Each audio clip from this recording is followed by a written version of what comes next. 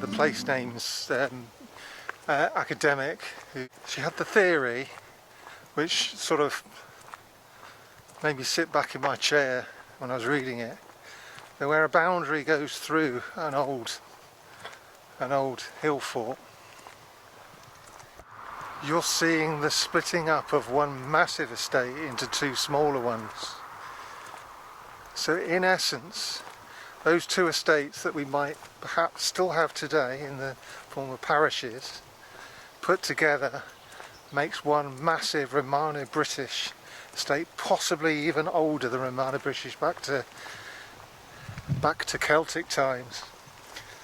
And that estate was centred around a hill fort. I'll take that in as an idea. This is Maesbury, which is an Iron Age hill fort. It's on an Anglo-Saxon boundary and overlooks the town of Shepton Mallet. And it's a mile to the west of the Fossway, the Roman road. That's another oak and ash copse. I've never seen so many oaks, or ashes for that matter. I wonder what it is about the geology that makes it so conducive to those two trees.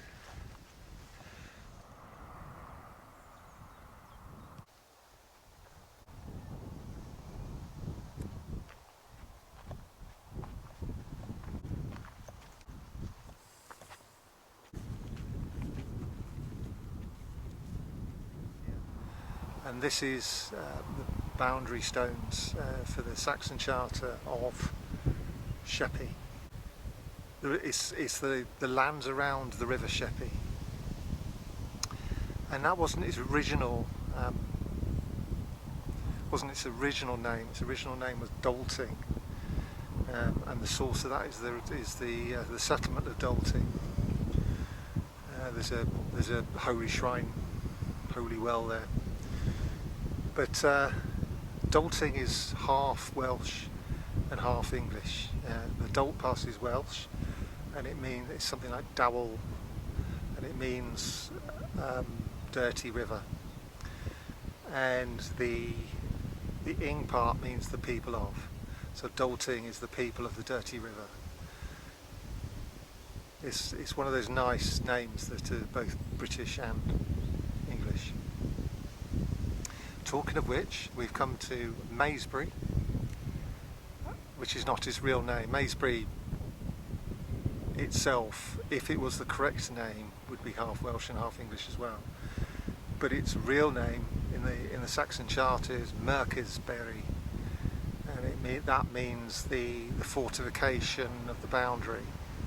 Merk is mark, and it means going up to the mark is the limit of things. So when I quote Saxon Charters, talk about Yamera, I'm talking about the emphatic mark, the boundary.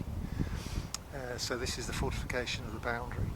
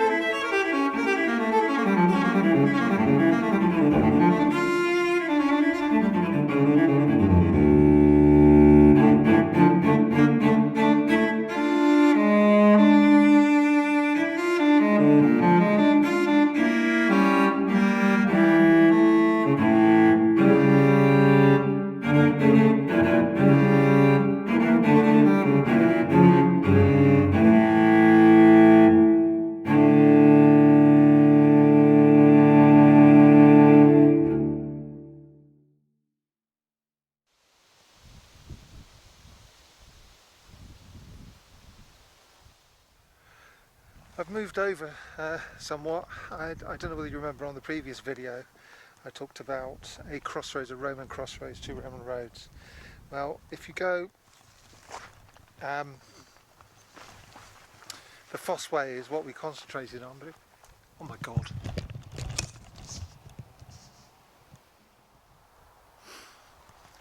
That was a deer, a roe deer.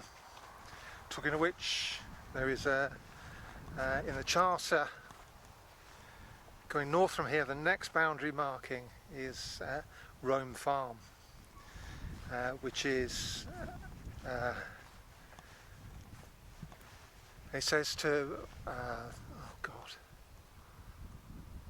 something, hold on.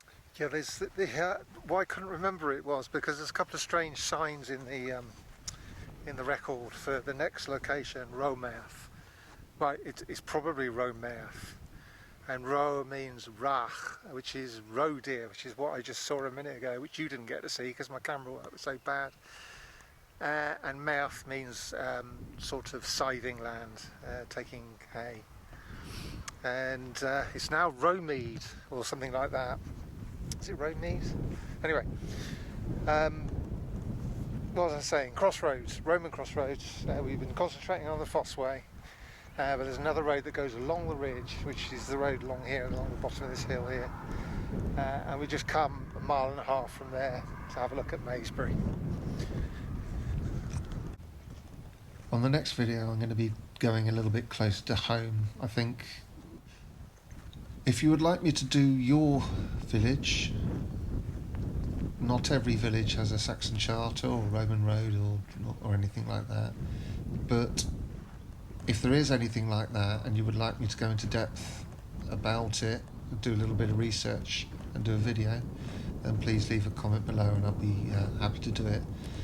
Somewhere close by, please, southwest or south or southern Midlands or West Midlands, it would be fine. I would think. Wales might be a little bit of a struggle, but I am interested in Welsh, as you can see from the video before. So yeah, thank you for watching. Please leave a comment, subscribe. Thank you for watching, and I hope to see you on the next one. Ta-da for now.